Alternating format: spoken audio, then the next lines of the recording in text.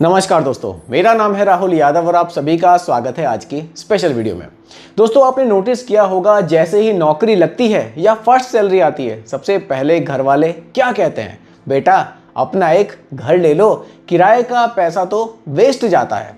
और सच कहूँ, ये बात काफ़ी लोगों के दिल को छू जाती है, क्योंकि अपना एक छोटा सा मकान जहाँ आपकी चाय की प्याली भी अपनी लगे और संडे का नैप भी शांति से हो, ये हर मिडिल क्लास इंसान का एक सपना होता है। लेकिन ये सपना हमेशा फाइनेंशियली सेंस बनता है क्या? चलिए एक कहानी से शुरू करते हैं और इस टॉपिक को बिल्कुल क्लियरिटी के साथ समझते हैं। देखिए, मनोज और प्रिया एक newly married couple Delhi NCR में रहते हैं। मनोज आईटी इंजीनियर है, सैलरी 60,000 रुपये पर मंथ के आसपास है। शादी के बाद सब लोगों का प्रेशर, भैया फ्लैट ले लो, अपना घर ले लो, रेंट में क्या रखा है। तो इन्होंने भी लोगों के प्रेशर में आकर नोएडा एक्सटेंशन में एक 2 BHK फ्लैट बुक कर दिया। प्राइस था 50 लाख रुपए, 10 लाख रुपए का डाउन पेमेंट कर दिया और 40 लाख का इन्होंने सीधा अपना होम लोन ले लिया। ईएमआई बनी 35,000 रुपये महीना। पहले तो सब कुछ ठीक ठाक लगा, नया घर नई लाइफ। लेकिन कुछ महीने बाद पता चला घर लेना सिर्फ एक फाइनेंशियल डिसीजन नहीं होता, ये एक लॉन्ग टर्म कमिटमेंट होती है। ईएमआई चालू हो गई, मेंटेनेंस 3,000 रुपये पर मंथ, ओकेजनली रिपेयर्स और एक कांस्टेंट प्रेशर। सेविंग्स खत्म, इन्वेस्टमेंट जीरो, और कभी जॉब चली गई तो या इमरजेंसी कोई आ गई तो उसके लिए किसी तरह का कोई बैकअप भी नहीं। अब दूसरी कहानी सुनिए। दूसरी कहानी है पूजा की। पूजा ने जॉब के सेकंड ईयर से ही घर नहीं, इन्वेस्टमेंट चालू किया। पहले 5,000 रुपये से एसआईपी शुरू की, फिर 15,000 और फिर उसको 25,000 तक वो ले गई। फ्लेक्सी कैप, ईएलएसएस और बैलेंस्ड एडवांटेज फंड में इन्होंने इन्वेस्ट किया। 10 साल तक ये रेंट पर रही। 12,000 रुपये का रेंट था, लेकिन उसी 35,000 ईएमआई वाले बजट से हर महीने 20,000 रुपये उन्होंने इन्वेस्ट भी किया। 2025 आया तो उनका जो कॉर्पस बना वो 1.2 करोड़ से ज्यादा का बन गया।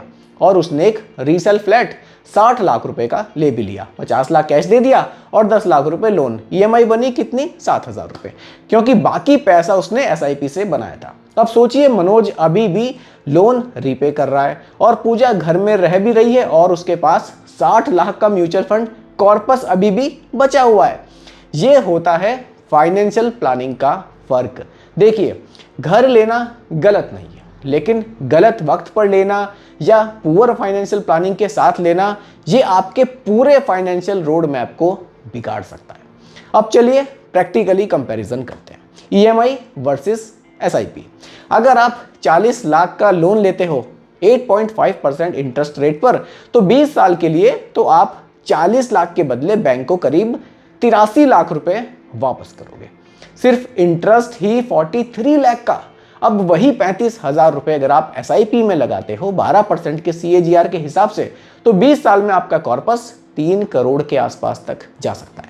जहां एक तरफ आप घर लेके बैंक के लिए काम कर रहे हो, वहीं दूसरी तरफ आप एसआईपी से अपने लिए पैसा कमा रहे हो। दोनों के फर्क को समझिए।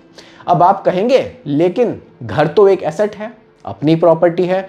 बिल्कुल सही बात है, लेकिन एक चीज को ध्यान से समझिए, घर तभी एसेट होता है जब वो आपके लिए पैसा कमाता है, या तो रेंट जनरेट करे या फिर उसका प्राइस एप्रिसिएट हो। आज की डेट में रियल एस्टेट एप्रिसिएशन स्लो हो चुकी है। आपने 50 लाख का फ्लैट लिया, 10 साल बाद 70 लाख का बेचा, लेकिन बेचने में 6 महीने लग गए, ब्रोकरेज गया, लीगल कॉस्ट गई और 20 लाख में से इंटरेस्ट और मेंटेनेंस भी माइनस हो गया। नेट गेन 5 लाख रुपए के आसपास, या हो सकता है कि थोड़ा बहुत आपको लॉस भी हो जाए। वहीं दूसरी तरफ म्यूचुअल फंड्स में आप मंथली पोर्टफोलियो ट्रैक कर सकते हो, नीड हो तो निकाल सकते हो और कभी स्विच करना चाहो तो वो भी कर सकते हो, आप पॉज भी कर सकते हो। सब कुछ आपके हाथ में होता है। देखिए, आपने एक बड़ा फ्लैट ले लिया तो शायद लोकेशन कॉम्प्रोमाइज करना पड़े, कम्यूट लंबा हो गया, घर दूर, ऑफिस दूर, तो जिंदगी स्ट्रेस में।